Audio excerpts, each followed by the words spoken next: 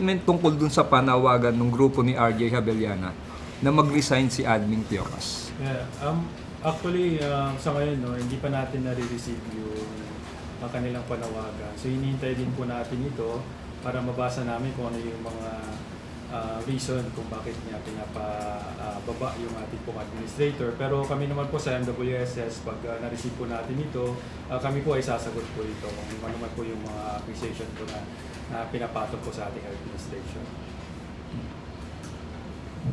Sir, pangalawang pagrarally na ng grupo ng UFCC. Ano kaya yung mga iba pang dahilan bakit sila nananawagan?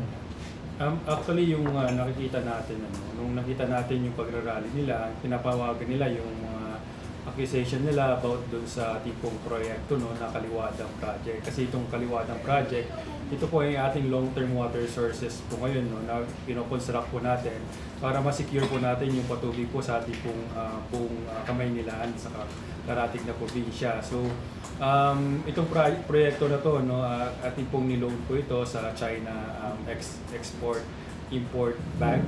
So, dumaan po naman po ito sa mga stringent po na proseso ng ating pong Department of Finance, National Economic Development Administration. So kami po yung implementer po nitong proyekto na to. So yung bidding naman po nito ay dumaan din po sa stringent na proseso po, kasi since it's a loan project po ito, so mayroon po tayong sinusunod po na procedure po from the kung saan po kinukuha yung loan. So it's a hybrid po, kasi mayroon po tayong procurement guidelines po, government procurement guidelines na ginagamit din po natin para mag-implement po itong proyekto. So ito naman po, lahat po ito ay ang ginagamit nating mga procedure ay within the standard naman po na ginagamit po natin sa pag-implementa ng mga proyekto dito sa ating pong gobyerno. Sir, kailan po inumpisahan itong proyekto na ito? Actually, before pandemic pa po natin ito na-award po. So nagkaroon po ng mga, alam naman po natin, malaki po yung epekto ng pandemic po sa atin po. Hindi lamang po sa mga proyekto ng mga gobyerno, pati sa private na mga projects po. So kasama ito sa mga affected ng COVID, kaya po na-delay po itong supposed to be na proyekto na to na completed by 2024. Kaya lamang po nagkaroon ng pandemic, so next 10 po ito, ang tina-target po natin by December 2027 ay makukuha natin yung tubig na nanggagaling sa Kaliwadang Project. So ongoing naman po itong ating pong pagkukonstruct sa ngayon. So yung tunnel boring machine po natin na nasa loob na po ng tunnel po, so around 21 kilometers po yung haba po niya, so around nasa 1.5 kilometer na po yung natatakbo po ng tunnel boring machine po natin ngayon. So babaybayin po niya mula dito sa May Rizal hanggang dito sa Quezon Province po. Ganun po kahaba po yung gagawin po natin tayo. Sir, ano pong status dito sa dalawang water concessionaires? Diba nagkaroon po dati ng request sila na extension? Actually, yung extension po nila for the franchise, kasi meron silang franchise na law.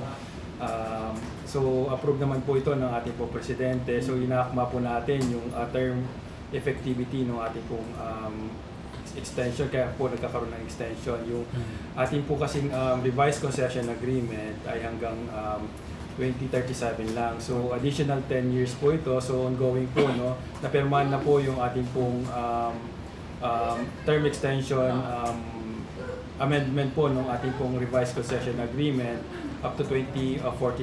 So yung pipirma na lamang po dito ay ating pong Department of Finance. Sir, bukod pa dun sa dalawang water concessionaires, meron bang ibang nag-attempt na pumalag dahil gusto nila makasali rin?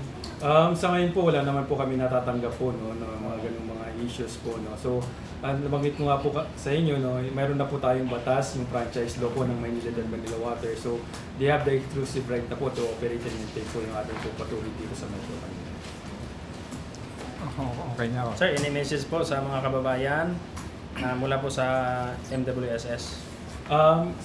Para sa MWSS po, so ginagawa lang po natin itong ating pong mandato po, na magbigay po ng patubig po, sufficient and cost efficient po, and effective na water supply po sa buong Metro Manila, saka ating pong karating na probinsya dito sa Cavite, Rizal, saka Bulacan. So kami naman po, ay ginagawa po natin ito para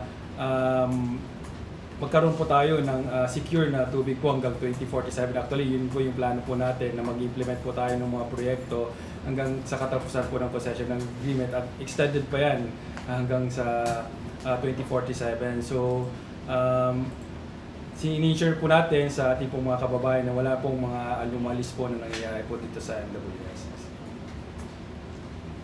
Yan po. Thank you, sir.